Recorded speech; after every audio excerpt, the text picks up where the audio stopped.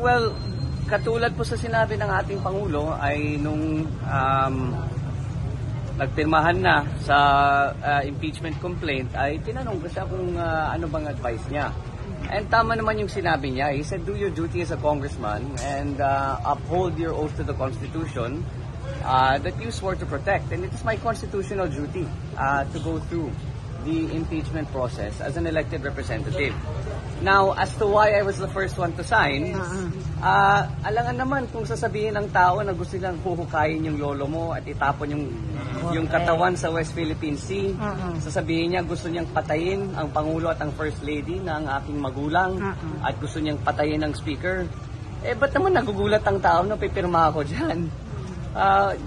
These are statements that can't be taken lightly, especially from someone with such a high position. So, nagtataka na nga ako kung bakit nagulat yung tao. Alangan naman kung sasabihin mo, kukukain mo lolo ko. Of course, I'll be the first one to sign. That should come as no surprise. So that's why I was the first one to sign. As to the allegations that I was the one